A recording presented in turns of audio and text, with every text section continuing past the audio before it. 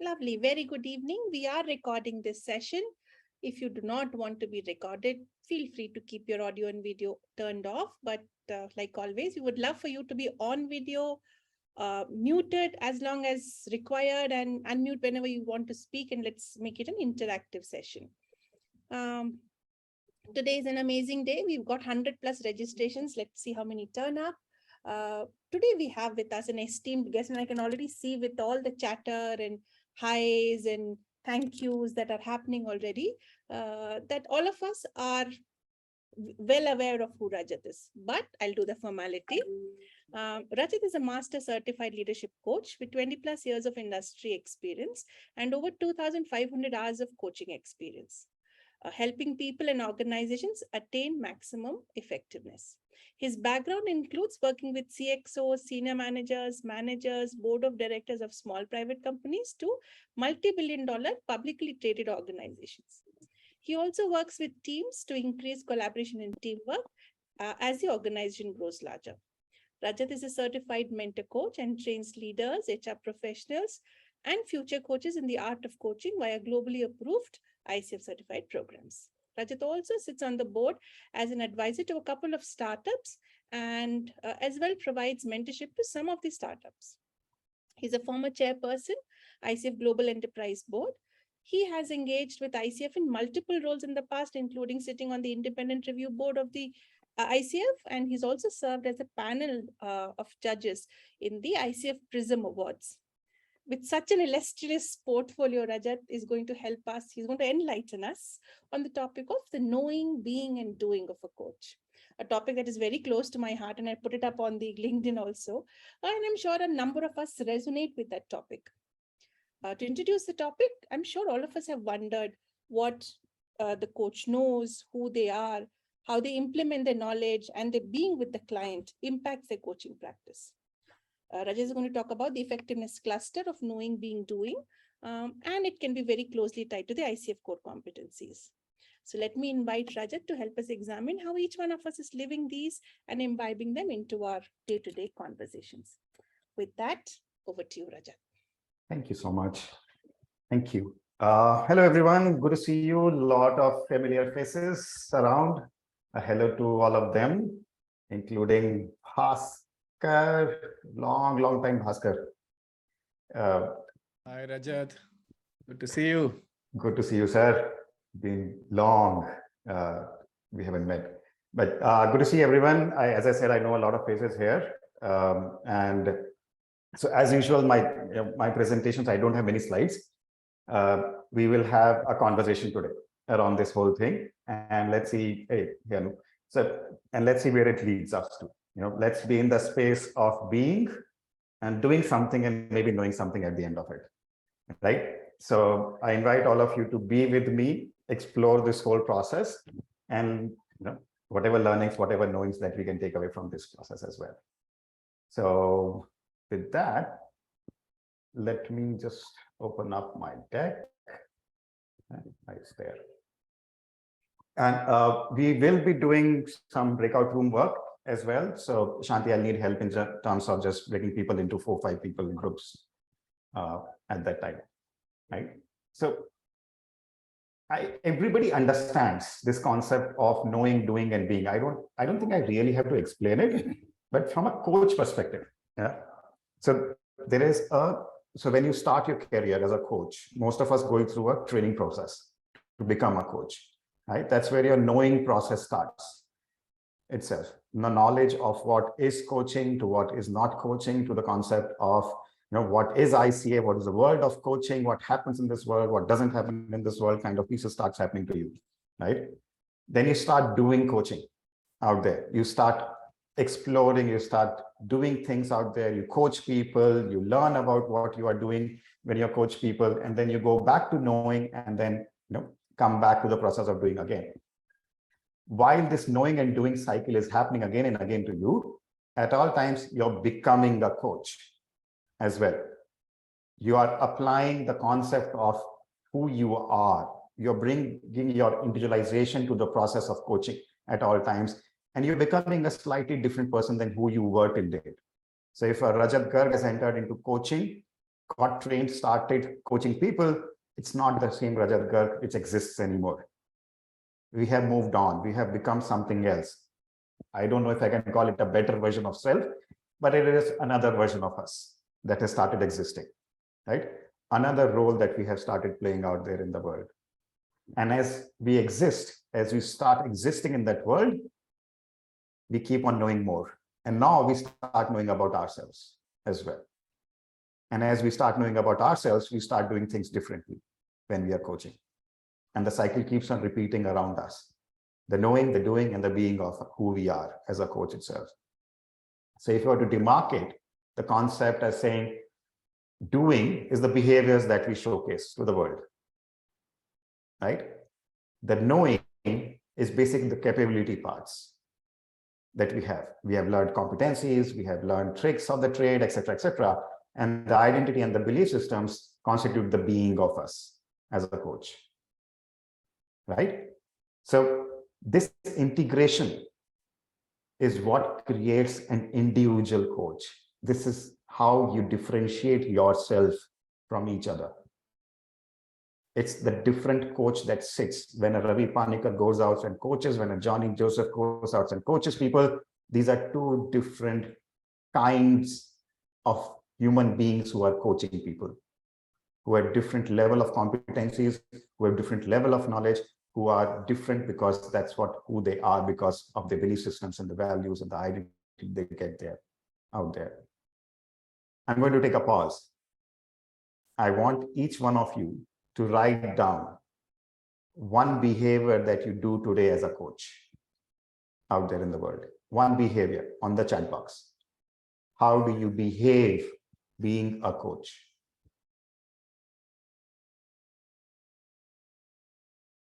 You see,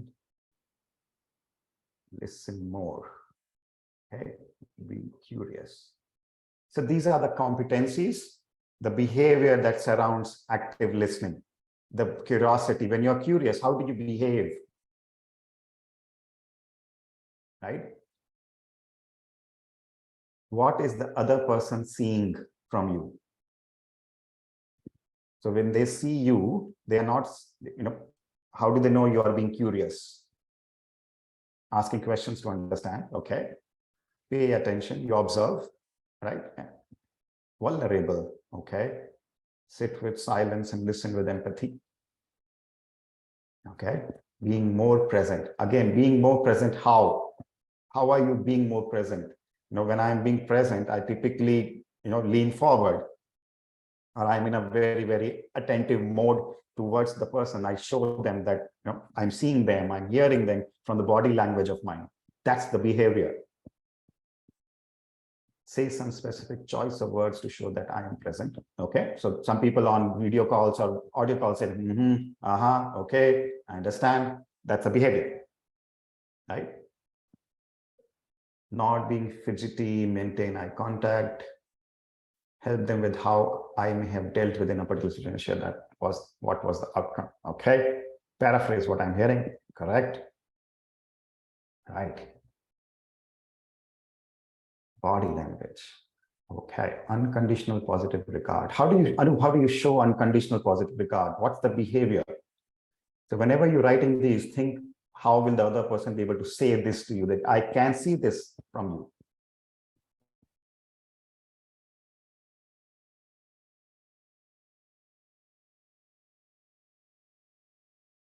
Eye contact, yes. So you are continuously in contact. Listen through the eyes, okay?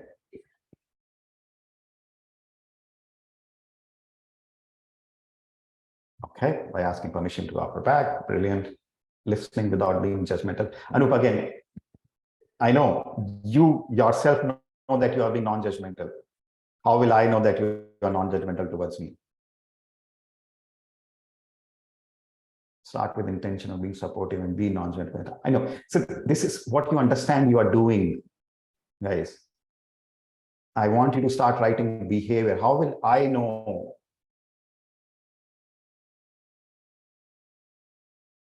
So use of neutral language. Okay. So when Esther is empathetic, how does she show it to the other person that she is being empathetic?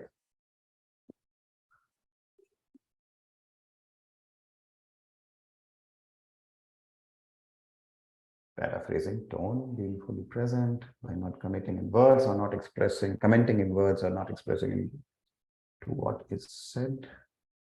Listen without distractions, okay? Not interrupting, curious to explore unknowns. Make the person feel connected. So typically, Ravi, when I want to make the person feel connected, I ask questions around environment. I ask, typically depending on the connectedness that I want to create, I will, again, my body language will be different.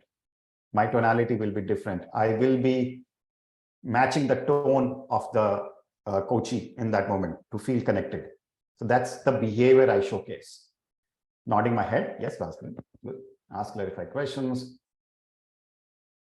Mirror the client, yes, Hima, that's the point. So, that connects them to us saying, okay, this person seems to make sense to me, right?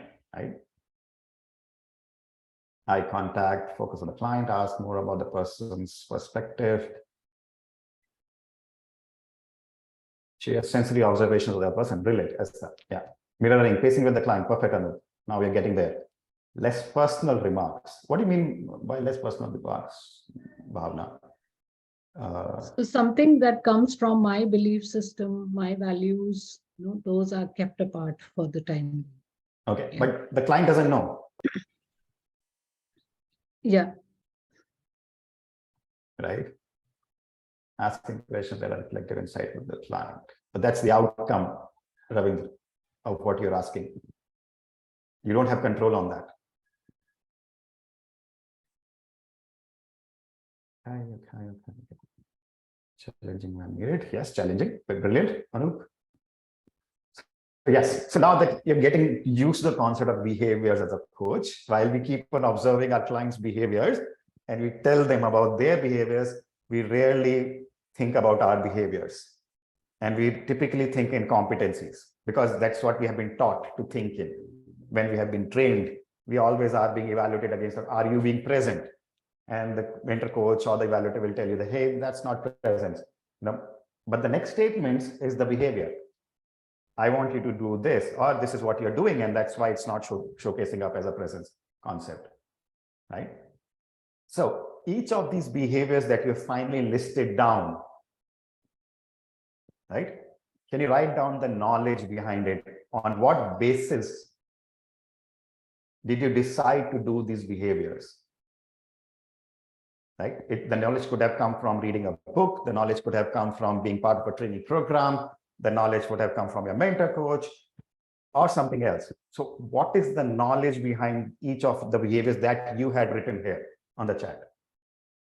Can you write that down now? So on what basis are you behaving like this? So if I'm saying respectful words to make the client feel safe from Aditi, right? So I typically might say it's a combination of, from the competencies that that ICF has given us, saying, hey, you have to be respectful towards the context of the client, this, that. At the same time, it comes from my beliefs and value systems as well, being respectful towards somebody else. Correct? So Ranjini is saying, being present in the moment plus gathering knowledge from coaching competencies for practice and reflection. Okay. Coaching sessions / feedback that you have received, competencies, books, and practice of coaching. On knowledge, coach training plus mentor coach inputs. Intuitive knowledge, interesting. Esther, what do you mean by intuitive knowledge? You've learned a lot of things as a coach. And if you've had lots of experience, this experience becomes more grounded in your brain, in your neuroscience, in your persona. And then you are intuitively able to use your wisdom from former sessions and apply it without even knowing it. It's a gut feeling. And it uses emotional intelligence. Correct. So these are basically based on your understanding of how you have understood, basically you have understood the world in a certain sense. You've experienced the world in a certain sense. Now you live in the concept and say, based on this, I believe this is the right thing to do at this moment, or this is not the right thing to do in this moment. And that comes from all the experiences, all the knowledge that you've gained. and you start believing, I can create knowledge now in this concept, right? And that's where you move to the next level of coaching, where you're creating new knowledge in the coaching world, right? But most of the coaches typically live in the world of what I know, what I've learned, and that is what I am putting it forward all the time for my coachees, right? But thank you for sharing that. Beliefs and value system.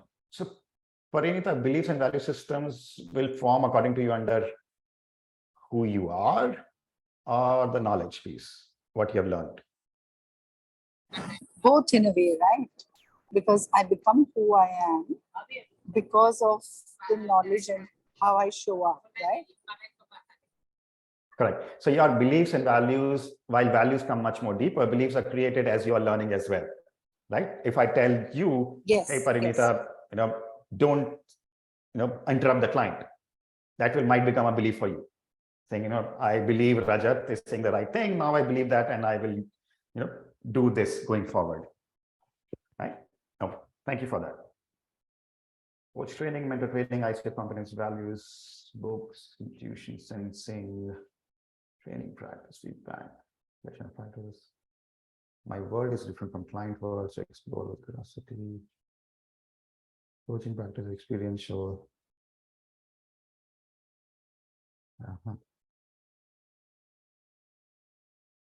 This is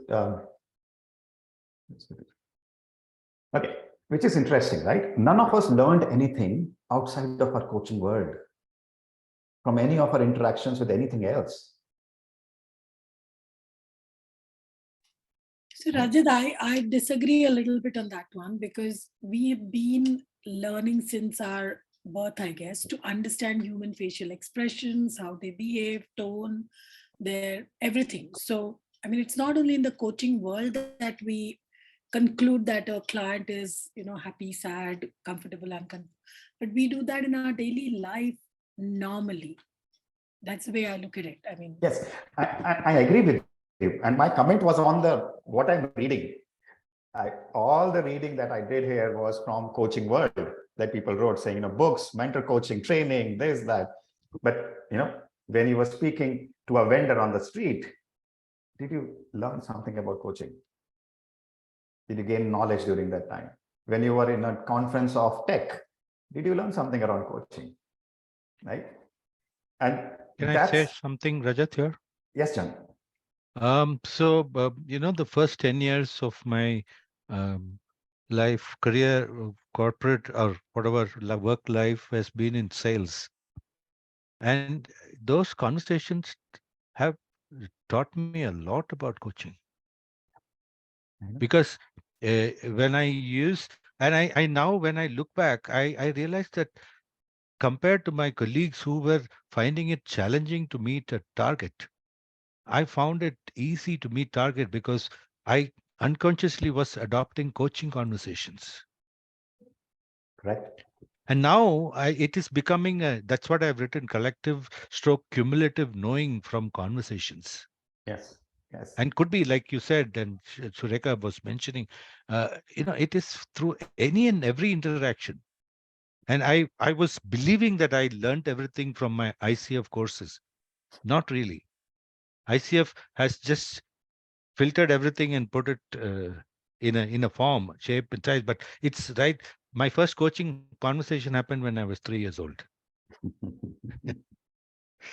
Exactly. So start identifying, and it's a crucial part of your life. Start identifying and understanding what the rest of your world is giving to you in your coaching. How is your interaction as a parent? How is an interaction like a son or a daughter is teaching you the world of coaching at every time, right? We don't attribute or acknowledge the rest of our life in who we are becoming as a coach. When there is unhappiness around us, we are not the best of coaches out there, right? If a personal world is not getting integrated, or it is too integrated and it's creating chaos, the chaos gets into my coaching style, right? It gets into my coaching practice itself. But we have stopped acknowledging those pieces itself. if you were to relook in terms of when you say respect to my clients, the behaviors that you wrote down, can you now see it again and say, where did that learning come from that you wrote down? Can you just relook at your own behaviors again and then rewrite saying, where did that learning come from? I have a question, Rajat. Yes, if sir. I have your permission to ask the question now. Yeah, please. So, what is showing up for me is that the learning or the knowing is in retrospect from the coaching frame. When I was selling 35 years back, I didn't know this. But now when I look back, I think that today's knowing has come from there. And my question is, how do I know in the moment of knowing? You do reflect the way I'm making you reflect now.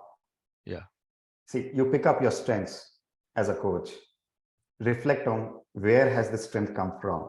See, as you said, right, ICF training institutes have taught you the process. They have taught you the competency.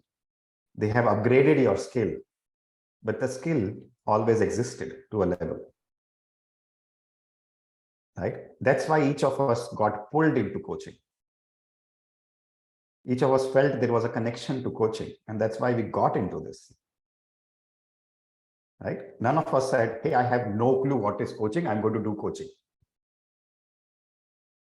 Right? We all started saying, hey, people are telling me that I can be a good coach. I believe I can be a good coach. Oh, I love helping people. I think I do this. I ask these questions. I'm able to do this. And then you got into coaching. Most of us. Right? And our learning of coaching is already existing. Like our clients we believe in our clients saying, hey, they have everything within them. We always had everything within us to be a coach.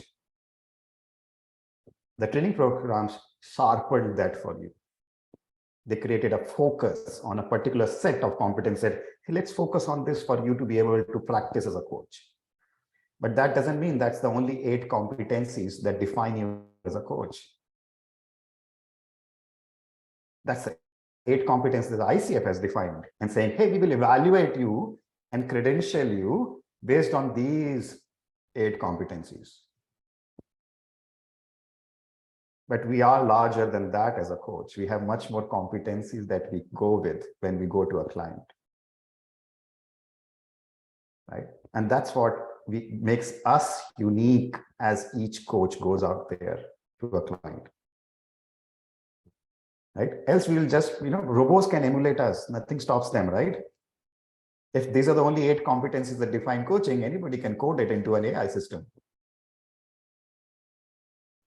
But we are complex. We are made of many other things. Right? So, okay. Bhaskar says, can we say accepting that something exists? I don't understand, Bhaskar. Can you help me understand? Yes. Ganesh. ChatGPT can definitely coach people. Okay, I was hoping I could hear Bhaskar what he meant by saying, can we say accepting? Bhaskar, are you on mute? Just checking. Yeah, just you said that the ICF coaching is there, coaching competencies are there. So our belief systems comes from that. Correct. That's what I meant. Got it. Thank you so much.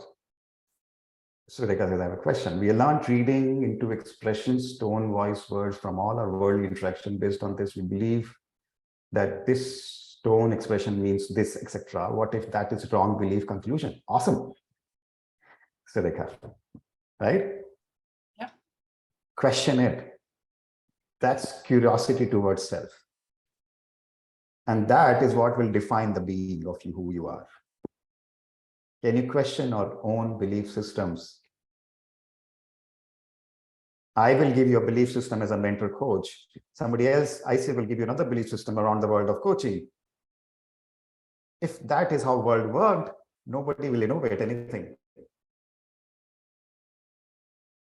Coaching can still be innovated. This is not the end piece of defining coaching as we see it today. Coaching is evolving every year. You will see different levels, different expertise, and different concepts in coaching coming up as we grow. So yes, question your belief systems. If you find something awesome, which helps your client much better, that's a new paradigm of coaching. Go ahead. Tell me, what are you thinking? Sureka, you wanted to say something. You came off mute. Yeah. No, I was just kind of thinking about it. See, coaching, we coach the client, and as the client progresses, by default, we will progress, or vice versa. I mean, if we are progressing, we'll by default make the client progress, or that is the dance which we play constantly. And I'm changing that concept and saying you're looking at only a twin world of coach and a coachee. I'm saying start looking at that as a concept of coaching. So when you evolve, coaching can evolve as well as a concept. Yes. Not just you and the coachee. Okay. So I subsumed coaching within that coaching and coach and coachee. But yeah, you're right. And frankly, it also responds to the change in the world, the concepts, everything. I mean, even to the chat GPT, possibly tomorrow we might have to respond to that too. But yes, that'll happen. Exactly. So having said that, we are going to have robots in the next 5 years, which are going to understand the emotions very well. True. And we don't know where they will lead to us developing ourselves because of that. Right. So if it's equivalent to saying if a machinery does, so initially everything was done manually in manufacturing companies. When robots came, people became better at doing something else to take care of something else. So as coaches, we'll have to become better at something else then when robots emerge into our world. Believing in client's potential as an expert, coming from my own potential transform my life. Any reason why the coaching competency reduced from 11 to 8?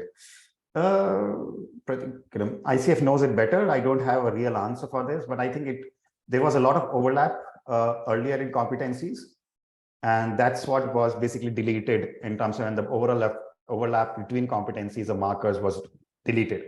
And so they found a better way of saying the same thing in a simpler format. So hence the number of pieces came down and said, this is what it is about. And tomorrow we might add another competencies again and say, okay, it goes back to 9. But that depends on the world as we see it, as we explore and as we understand it better. But this is what I understand happened. Too many overlaps. So we used to have, as an assessor of performance evaluations at the PCC level, I used to have challenges in saying, hey, this is here as well. This is here as well. We are saying the same thing in 2 different markers. So that overlap has been deleted, and that's why it came down.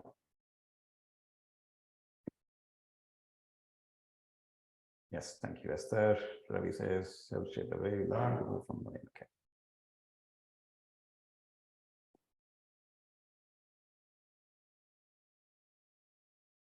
Okay, brilliant. Okay, now that we have been doing this for some time, I hope we understand the differences between the 3 itself. When we say knowing, when we say doing, and when we say being of a coach. I don't think I've covered being so much. So now that you've written the behavior, the doing, and then you told me the knowing part, now can you tell me the being part on that behavior and that knowing? Who are you being? Now you can say all that. I'm being curious. I'm being non-judgmental. You can use all that words here.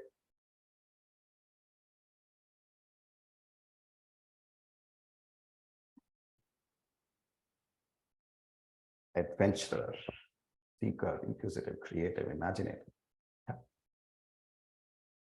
Thank you, Winston. Coaching is a lifelong learning process. It never ends, Dr. Winston. I've learned, as well, saying it never ends. Being vulnerable, nothing. Okay. Being me. You're opening up many doors, Aditi. Me is a large construct. I was talking about just that behavior that you showcased. Who are you being for that behavior? And same as nothing, no one. What does it mean?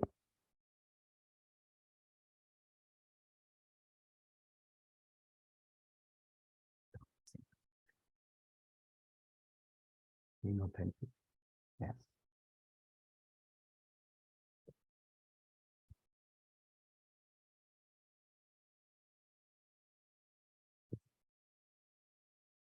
Compassion is what you show, Ravi. Who are you being? What part of your values or your identity is being played here?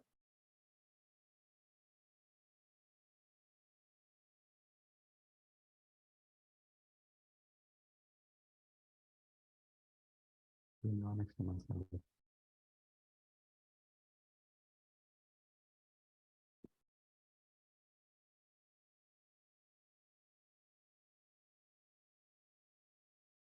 In coaching behavior, wired interference. There is a certain challenge with that, Esther. If it is too much wired, there is another level of challenge with it, right? Unwiring it will become a big, huge challenge. When your belief system is so strong, then working through it, you'll have to take time. So it's a very interesting, unless I believe it so much, I can't be that. At the same time, I have to keep questioning my belief systems all the time and not wire it or so make it so much about me. And that's where the ego states start coming and saying, hey, I am always present. When we start using this word, always present, that moment we have defined ourselves to a limit where we can't change ourselves anymore. We can't evolve being a better present person in that moment. So when we start using those kind of words and added pieces to it saying, I'm always like this, right? I have to be like this. And it comes with that I am like this, but it comes with that sense of ownership to it as well. You're defining yourself so strictly in that moment that you will not be able to change when the moment arrives. Right. Jasmine, go ahead. Rajat, while you were talking about who are you being, you said something which is very interesting. What part of your values or identities played here? That was very interesting. Can you elaborate on that? What made you to say that there? So I was trying to help you focus on a particular value system that is bringing this out. So when I am being empathetic, which value system is getting triggered in that moment? It could be a combination of a couple of them, but it cannot be all of your value system, right? Mm. So your ability to identify the values which are triggering empathy from you, right? I've been brought up in an environment which taught a value of you should be kind. Yes. Right? And that's where my empathy comes from. But that's your value system that is triggering empathy. Somebody else's empathy might come from a different value system. Mm. Right? And that's what we need to, don't assume that we all have the trigger that, the outcome is from the same value system. Mm. Okay. So help identify yourself, look at the values and then say, hey, I think this is what is making me curious. Right? In school, the belief system that the school created was if you are curious, then you can, be whatever you want in life.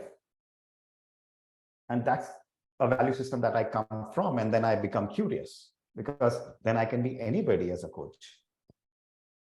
I've seen many coaches, when they coach, they become so serious in their coaching sessions. Right? There's almost like, it's a very formal affair for them. And it's, again, comes from a value system. You would have seen coaches who come with, suited, tied, and everybody as well. And they are coaches who will come in the typical, even a kurta pajama, right? And they are fine either way. But that all is coming from a certain value system that I can be like this, and it's okay being like this as well. Mm. That is what I meant, a part of your values, okay, not the whole of your values. This is clear, Rajat. Thank you. Sure, thank you. So that I can be with my client, and that's why I didn't be a coach about them with them attack. Bring out my compassion in coaching. Yes. And where is, Himani, where is that desire to help others coming from? Which value is triggering that desire to help? Right? Not all of us are into the concept of helping. But you have a construct which says help others, Himani. Yes. So Where is, I don't know where exactly it's coming from, but I know that it's there for a pretty long time. So coaching offered a very a beautiful segue into putting that into action. So I kind of chose that as one of my places where I could demonstrate. I understand. So that's the outcome of who you are. Exactly. But obviously it's just one of the things that is required in when I'm being a coach. But it is a strong motivator, yes. To be there. Yes, and I would request each one of you, if you're not able to identify your value systems, to tweak up as part of your own coaching when you are getting coached.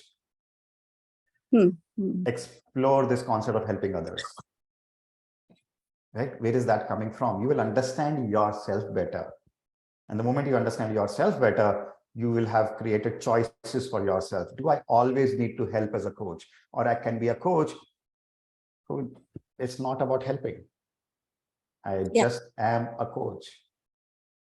Right, I get that. Yes, yes. Right? Yeah, so Esther is your coach, Himani. Pick her up, get a coaching session done with her separately. And she's already started asking you and coaching you. Excellent opportunity, yes. I would love to take up on that. Awesome. Chandni, go ahead. So I had one question because I wanted to actually know what are the 3 qualities or maybe like 1 or 2 qualities that a coach should have in order to become a successful coach.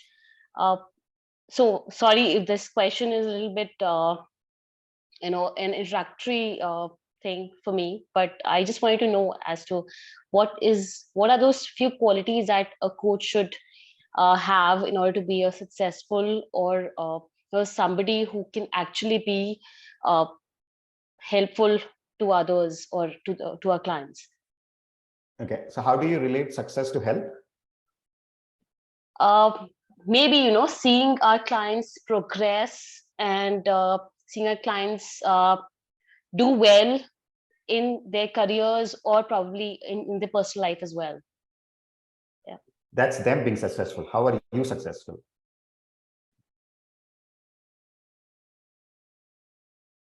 Maybe sharing our knowledge with them, probably. I'm not very sure of that. Maybe that's what I wanted to understand. And that's what you need to answer first. What do you mean by a successful coach? And that's what Sureka has asked as well, right? Because it's an important part of the answer. So if you're going to say, for example, a successful coach, if I'm earning this much a year, then I'm a successful coach. You might not be, but let's say a coach defines it that way. Then the answers are very different. Then I would have given an answer of saying, hey, you need to be a marketing expert. You need to be a salesperson as well, apart from being a coach, right? The answers will change depending on how you define success for yourself. So success to me may not be materialistic, but success to me would be how many people am I helping out to become a better individual or for them to actually say maybe like becoming a better person. Again, Chandni, be careful. I'm sorry. No, this is perfect. Yeah. And you don't have to be sorry about anything, right? And I'm trying, so I can go anywhere with this kind of questions, but what I'm trying to tell you is don't define your success to the outcome of your coaching, first of all. Okay. Because that's not in your hands. What they get, who they become, what happens to them is not in your hands. So stop measuring your success based on their success of any kind. Okay. You need to sit with yourself. What will feel success to you at the end of 10 years? What would success look like for you, Chandni, the person who has become a coach? Right? And that will start giving you more answers. I'm sorry, I'm not able to give you a better answer than this because this is a much larger conversation to be had than now. I understand. Yeah. Thank you so much. Yeah. Ravi, go ahead. Yeah, Rajat, one question that I have of you is, when we talk about the being of the coach, I mean, isn't it something that we learn through all the training that we have, that this being needs to be something that we need to willingly let go of? We kind of approach the coaching at a level where we are kind of listening with free will, right? And where our being should inform less and less of the direction of the conversation, and it should be more of the client. Right? I know, and but you are becoming something still, right, Ravi? You're being something in that, even in that moment. I'm being a coach. That's the reason I said, it becomes a little difficult to play this coach or to be this coach, in all walks of life. I know. And when you are being a coach, right, how do you see it happening? What is that? What do you mean by being a coach? And that again will open up another piece. So you can see, I know there's a whole concept of shunya, but what I'm trying to say is, even to approach the shunya, you have to become something first. So what Ravi was something before the training. Ravi became something else after the training. I'm talking about the new Ravi now. Who have you become, Ravi? And then you'll start another journey maybe down the year and say, okay, I need to reinvent myself. Need to figure out a new Ravi again. So Rajat, that's the point where I jostle with myself. See, we also say that the coach needs to be curious. Now, every word that the coachee speaks, we can be curious about that and we can ask. But as a coach, our subjectivity creeps in because we pick up certain things that we are more curious or are finding it more relevant or whatever. And that scale is defined by our being, our knowing. And can you explore where that came from? Why did you focus on this word and not the other word? So which means, in a way, our subjectivity is still playing a role. And it's a constant tug of war between our being and letting it, tame that beast, as it were, and being present with the client all the time. Yes. And that's where the answers lie. So even if so let's say a writer is coaching another writer, right? Then there is a lot of words that you'll focus on and not focus on many other words by default. If you were to listen to that recording and ask yourself, why did I focus on that? Why did I miss that one? You'll find an answer. And next time you will be different then. Right? Cool. Thank you. Sunita?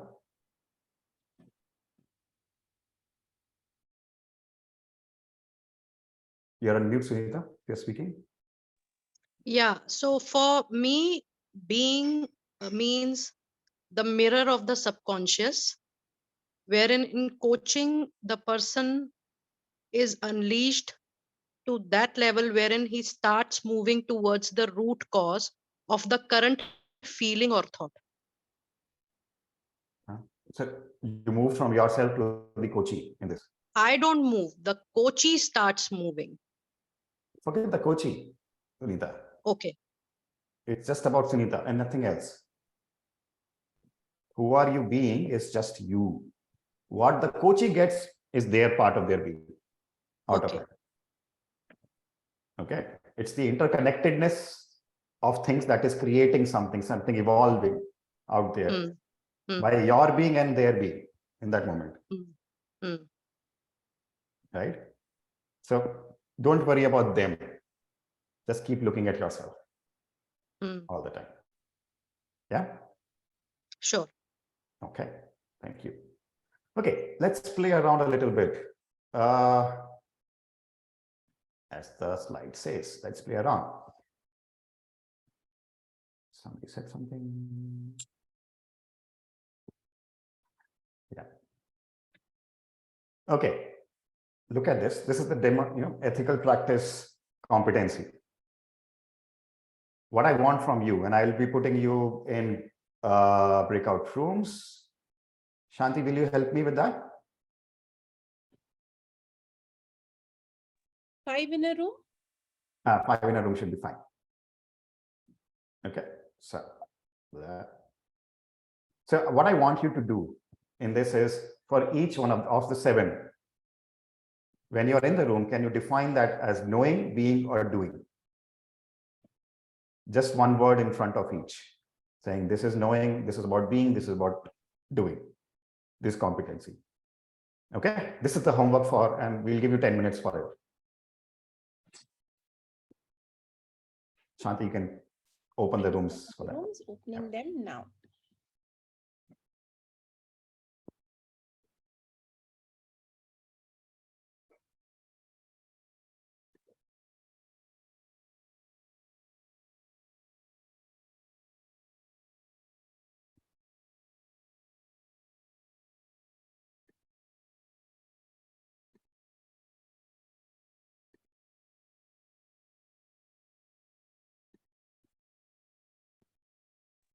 Shantanu, hi, Anup here.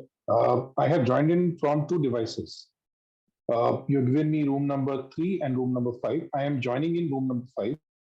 So Go room ahead. number 3, I won't be. Sure. Thank you.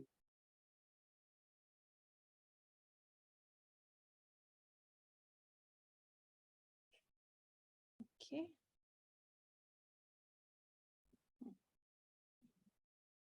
Room number 9 has 3 people. That's the only one with fewer people. Yeah, I assigned Mandar had come now, so I tried assigning him to 5 into the last room. 7, who's there left? Just twice, chala jao. Sushma is asking for help in room number 3. Number 3. Let him go in.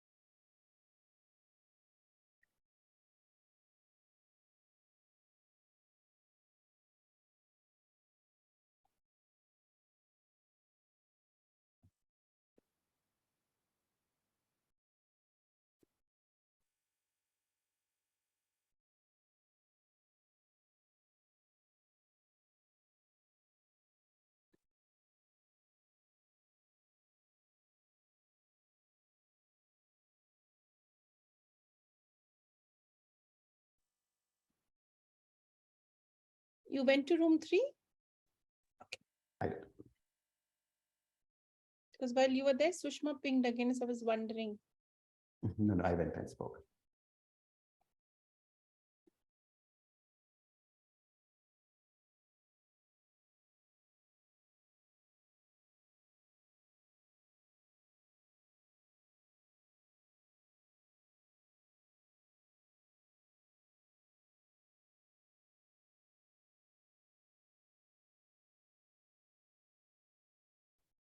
How much time do we give them, Rajat?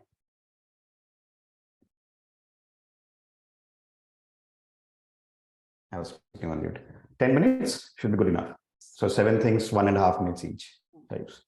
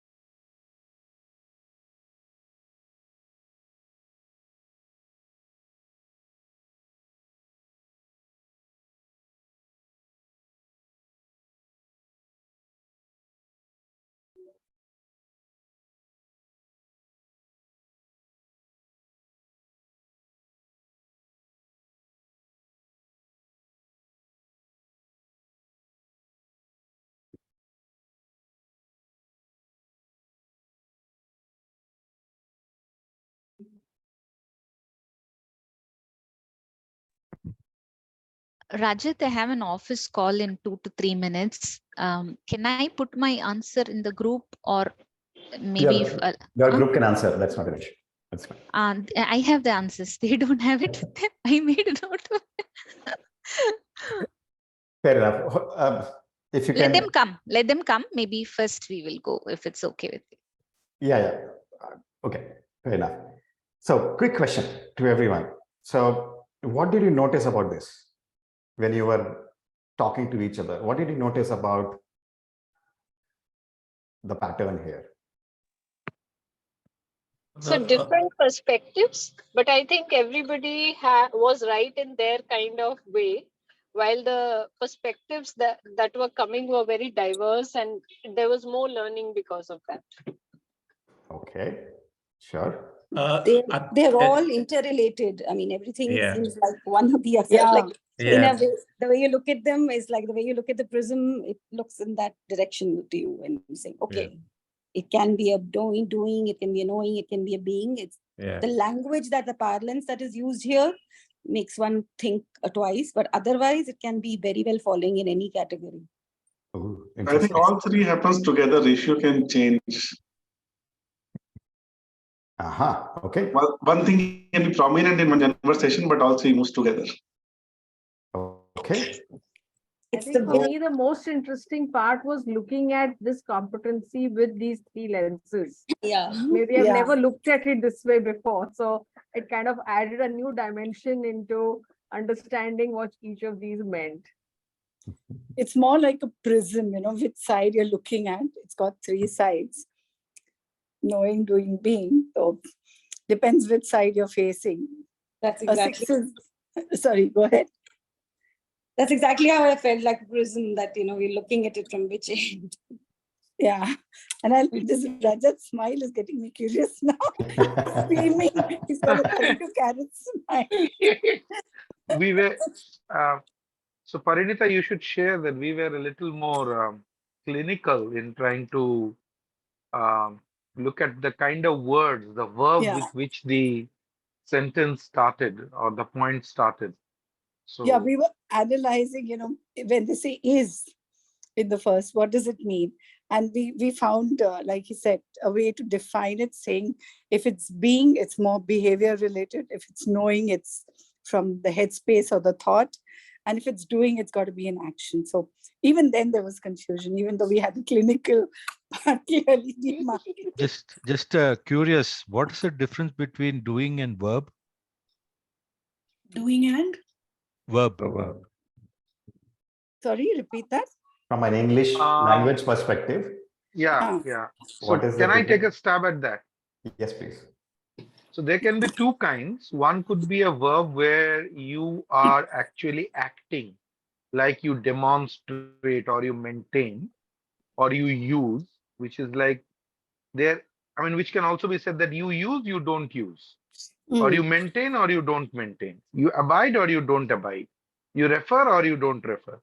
And there could be another kind of verb where you are saying is, which means you be or you don't be. That almost like Hamlet, to be or not to be. That's the kind of a thing. I don't know if I've made it easy for you. It's your state. It's referring to your state of thinking. Interesting. Anuj, you want to add? Anuj or others from the group want to add to this? Clarity or bring in more confusion to bring in clarity? Yeah, I think one build which we discussed initially was this idea of that there tends to be two things or three things which appear to be there together. But the way I was just sort of reflecting on it in a more plain English way is that the being has to be there in everything, right? You can't really do without being. It's a very foundational, it's almost like the Vedanta idea of existence, right? You have to be, that's the starting point. And then you can layer it with knowledge and not do anything. So you don't take any action. It's only being and knowing. And then with that, you can further decide to take an action. That's the third level where doing is happening. So you are converting your being and knowledge into an action. Even not taking an action is doing. To that extent, doing will probably get demonstrated or not demonstrated. It can be a positive action or a non-action. I think it sort of gets a little complicated when we get into the depths of it, but I just found that being has to be there is the way. But the ICF lens, and Rajat, what you're bringing to the picture might be a different way than the way I'm looking at it. So over to you. I don't want to confuse everyone. Yes. So can I? Yes, Sureka. Okay, so our group discussed all the competencies, and yes, most of the time we found that there was doing and there was being and there was knowing. So there was a whole lot of things, except for the second one, which is about doing. Then we went a step further. See, if I kind of refer back to your iceberg, frankly, competencies are always about what behaviors can be seen, whether it is in HR or any job. And that is presupposed, like Anuj was talking, is unless you have those skills and traits and beliefs or whatever, which is below in the iceberg, you can't demonstrate. Unless you're faking those behaviors, which will then throw up one way or the other. So essentially, I think what ICF has done is just put down what is demonstratable or what is only at the behavior level, assuming that that behavior is an outcome of being and knowing. Yep. Thank you, Sureka, for that. And that's what I meant by saying this is how ICF can evaluate you at the ACC, PCC, or MCC level, right? So when somebody says demonstrates personal integrity, that word itself means that I am doing something, right? I am doing and showcasing to the world that I am I have high integrity within me itself. So that's the doing, but that personal integrity, first, how do you know I am showcasing this integrity? It comes from a coaching industry standpoint. It comes from the standards of ethics that ICF has created. That's the knowing part of that. I know what is meant when I say I am showing integrity. If I'm able to show this ethical behavior, which is defined by ICF, that's the knowledge behind it. And the person who's able to show that, why do I show integrity? Why should I follow ethics of ICF? How much of it I follow actually? It's the being behind it, right? And hence the difference between competency for one coach to another coach to another coach within the same set of behaviors, because this language doesn't change for ACC, PCC, or MCC. It's the same set of language, the same set of doing, right? But the level of your ability to do it depends on how much ethics do you understand and then belong to, I have read only ICF ethics, or I have read ICF ethics document for EMCC, as well as Association of Coaches. I've read books on ethics around the world, and I integrate all that into my personal integrity from there on. And that my need to go beyond ICF code of ethics is the being that I come from, right? I love learning. I love to know various facets, not just believe in one way of looking at ethics. I would like to know how is ethics defined across the world and bring it together and then demonstrating personal integrity.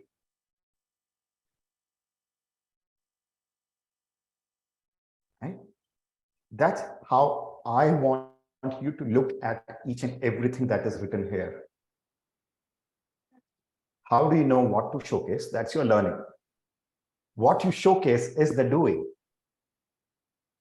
And what's making you believe all that, which value system is getting triggered, to what level is you being in that moment? Your identity coming into play. Right? Am I making sense? Yes, but can I ask a question? Yes, please. I understand the layers and understand what is being applied, but wouldn't it kind of put one in a very high mounted position at times to be able to demonstrate all that, at all times, because we, in our own lives, in our personal lives, we may not have all that is required in all these words that are written here in terms of integrity and beliefs and all that. So if every time I go to a client and I feel that, no, I don't really have it in my real life, in every interaction that I have, then am I doing justice to my client? Or do I feel that, no, now I need to go back and first build up on those and then come back to my client?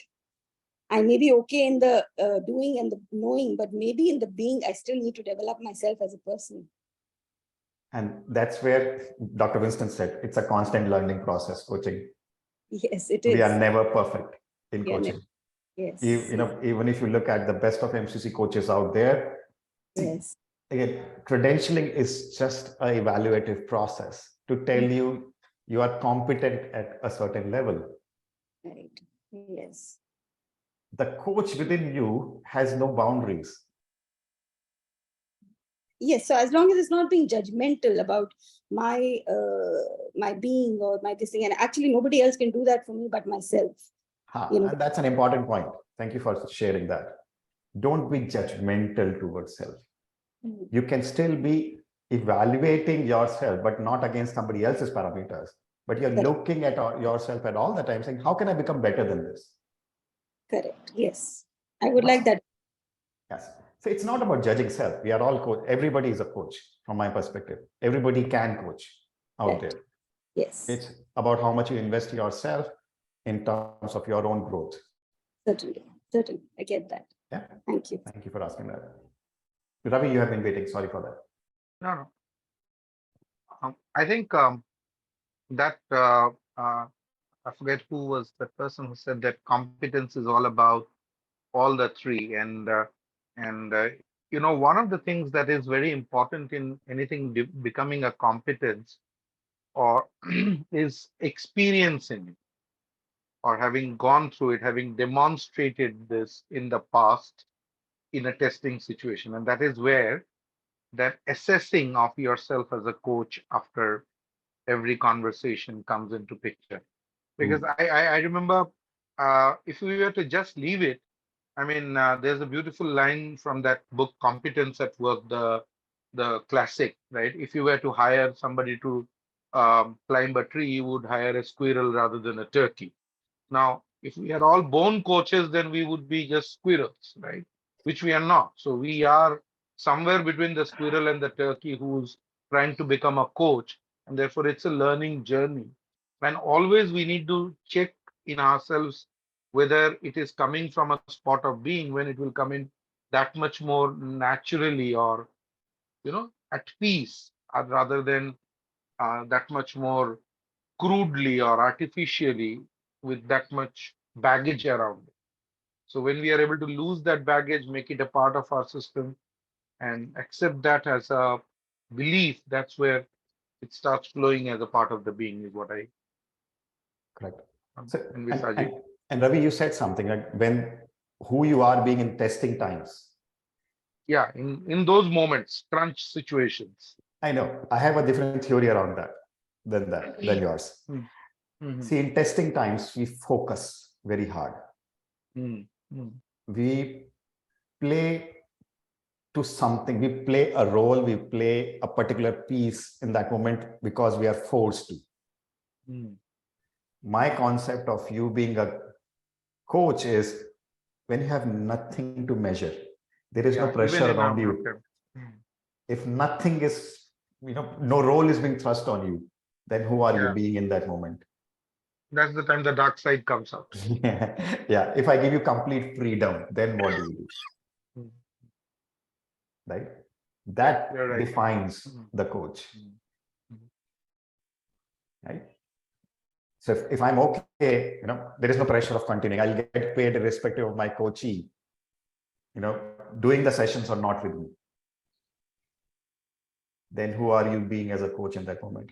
People So I've seen this very often between pro bono coaching and paid coaching assignments. A paid coaching assignment, you will focus and ask for another meeting and another session. Whereas in pro bono, you say, I let the coachee decide when he wants to have the next session. I will wait for them to come to me. Right? And I see this with many coaches out there. There's a lot more focus because obviously, next month's salary will come from there, not with pro bono. So I see that while we don't understand this, I see it as a bad intent, but it just happens within us. I think it's okay. If a session hasn't happened with a pro bono client this month, it's okay.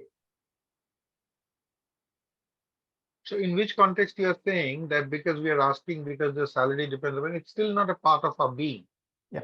It's still not a part of that, the squirrel. I mean, we have not made it a part of our body. Yes. And nature, whatever you call it. Yep. Thank you for asking that. Just checking on the chat. Who are you being when no one is watching? Thank you. I think that's the book name for you. Okay. So let's do a quick second one. Okay. On the chat box. Uses language appropriate. Based on what I have just told you, write on chat. How will you put that together between doing, knowing, and being? It's doing. And think again. So all three areas exist, Ravi, at all times. So uses language appropriate and respectful to clients. Continuing that piece. Based on the construct I just told you, how will you divide that?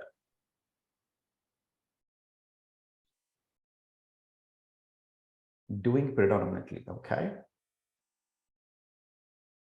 Correct. And knowledge based on culture, doing, act of doing it.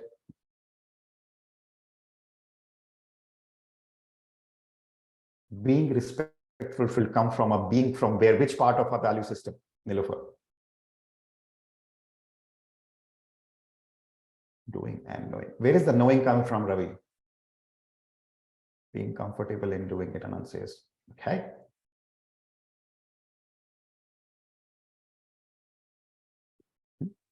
Rajat, my language is my being. The words that I choose. But somebody has taught you that language, Ravi. That's the learning. That's the knowing part. Yeah, that is there, but then how do you know what language is respectful and what is not? And let me not travel down that part about which language comes first, which language comes second. There is more knowing. No, it's not about which language. I'm saying somebody has told you this is a respectful language and this is not. Right? So even that marker is a socially driven thing. Exactly. But and culturally driven thing as well. Culturally driven thing. So what I'm trying to say, that is a part of my knowing. Now, yes. Many a times I would probably use a different word, but I choose not to use that because my client has not chosen to use that. Yes. My client has chosen to define their reality in words of theirs, right? Yes. And I consciously not try to use my own interpretive index. And that is the question of knowing, right? Of course, there's a being that I will not use this. That part is the being. No, see, I will not use this is not your being. I will not use this is part of your knowledge. And then use it or not use it is your doing part of it. Yeah. See. But the being part of that comes from the fact that if I am respectful towards my teachers who have told me to not say such words, that is where my value system comes from, saying, hey, I believe I value what has been taught to me to grow up saying this is respectful and I should respect others. So respect comes from a being stage of belief systems and value systems. You don't have to be respectful. Who says you have to be respectful to your coachee? Right? ICF says you have to be respectful. That's the knowledge. Right? But you being respectful and accepting it and being respectful at all times comes from your value system. Right? So every moment, all three exist. What I'm asking you to do is being able to see that thread and being able to open that thread and say, I do this. How do I know this? And why do I do this? Rajat, one dimension of this competency is the respectful part. And the other dimension of the competency, and therefore they have used that separate word for it, is appropriate. Correct. So something which could be, appropriate to one person may not be appropriate to another. Yes. And why do you choose to be appropriate to your clients? Because I want myself to be accessible or not be a distraction. And who told you have to be accessible? That is the belief from this, when I choose to submit myself to this system that I have. And that's your being, Ravi. That's my exactly. being. Yes. That's how you will unpeel this piece. Yeah. I do this. How do I know this? And why do I do this? Thank you, Ganesh. Okay. Last slide. Somebody said something. Thank you. So, why do I even care about this? Why do I care about this at all? Right? One is, I've been talking about this. We typically invest in programs to help us do this reflection. Most of us pick up another training program, another mentor coaching piece, another training piece to learn, or read a book, and then we reflect. Then we understand these concepts. What I'm asking you to do is a simple act of self-reflection. Pick up each word there in the competencies, and you can identify from which part of your knowledge and who are you being is getting emulated and manifested in that behavior. And that will help you to become better once you understand yourself to that level. Right? This is definitely not about ourselves. This is about our clients. This is about our coaching profession. This is about anything in the world beyond us. Right? This is going to change everything around you if you can do this. And I am serious when I say this. It will change everything around you. Right? Your personal life, your professional lives, everything. If you can understand to this level. Some of you will say, I'm already doing it. Then why? It is just a reiteration. If you're doing it, keep on doing it.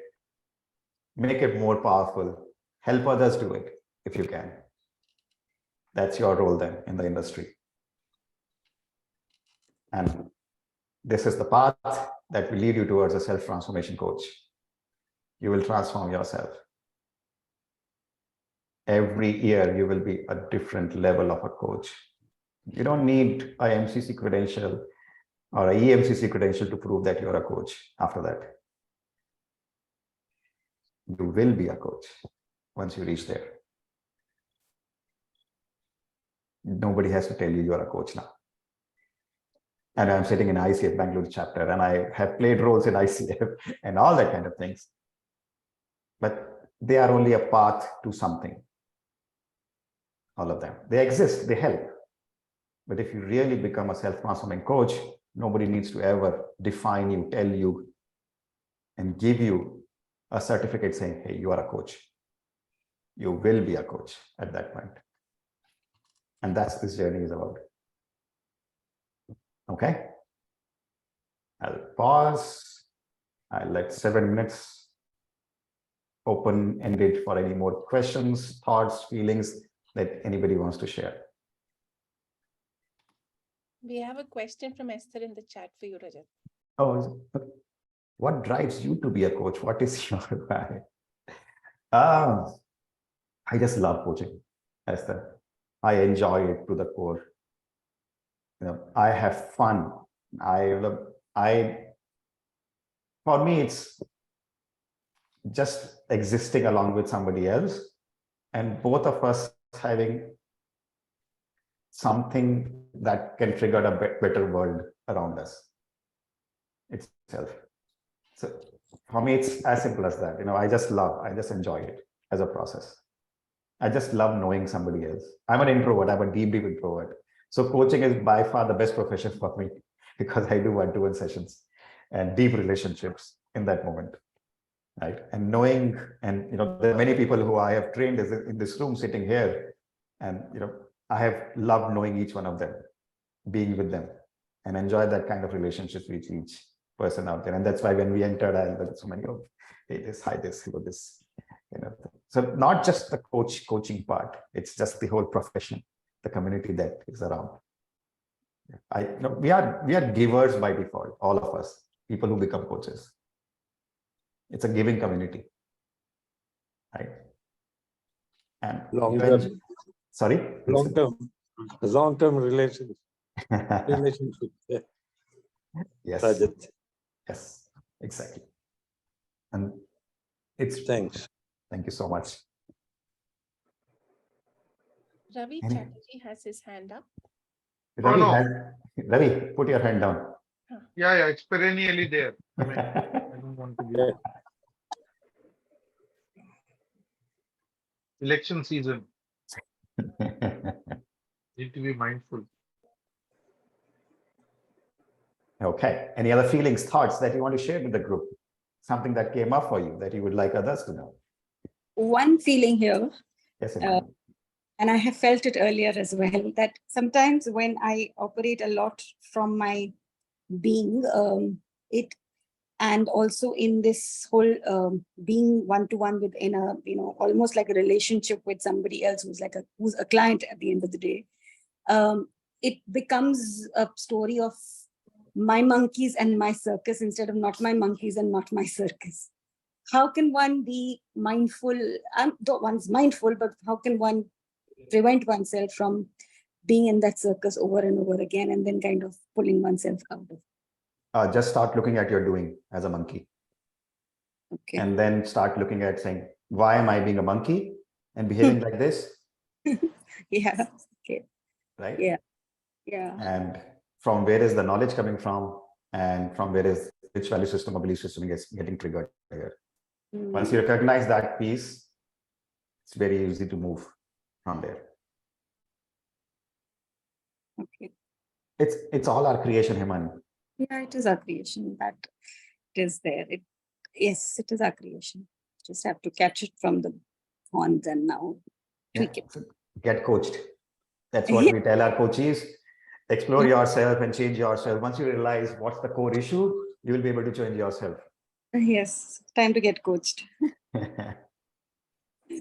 Thank you. Awesome. Thank you so much. Okay. I think we are good to go. I'd like to share something, Rajat, here. Yes, Johnny. After a long time, I have been on a webinar, if I were to use this, a quote unquote, which is not a cognitive webinar. It is a very reflective webinar. And I wanted to share this. It's made me very, very reflective. When I attend most webinars, it's very, very cognitive. And this is something which is absolutely very reflective. Thank you very much, Rajat, for that. Thank you. Thank you so much. Been a pleasure. And gratitude is the word which comes to my mind, Rajat. Thank you so much. Thank you. Thank you. And if I may, I think this very simple act of this new lens of, it's not a new lens really, of the framework of doing, knowing, and I think looking at the core competencies with that, I think really opened up a new arena of knowing for me. And I guess I completely agree with Johnny that it will kind of remain in my reflection for a long time. And then each time I look at one of these competencies and their sub behaviors, I will continue to look at, okay, so what is this? And I think goes without saying, I think the underlying thing that I've taken away from the session today, Rajat, was about how authentic can you be as a coach? So do you know what you're doing? Do you believe in what you're doing? And then do you exhibit it in your real identity and belief system? So excellent. Thank you so much for doing this and in your patent style of putting it across so simply and still being so profound. So thank you. Thank you so much. Thank you. The chat is flowing with thank you messages. I will save them and send them to you. And you've set the stage for our next webinar too. We are going to be doing a competency deep dive on competency 5. I've just put in a registration link in the text chat. Grab your seat right away and more information will follow. And we can continue to bug Rajat with any questions we have for a few more minutes and then we can wrap up. I think I left, people are in that mode of, let's not talk. Yeah. So let's leave them with that reflective presence. Thank you so much, everyone, for being here. It's been for me, it's been an amazing conversation. I loved everything. I loved each one of your reflections and questions and whatnot. So thank you so much for making it engaging and so better than what I could have imagined it to be. Thank you again. And take care of yourself. Once again. Bye. Thank you. My office is in HSR, or everybody is invited. Okay, to walk into it. Bye. Take care, people. Thank you. Thank you so much. Have a Thank good you. day ahead. Thank you.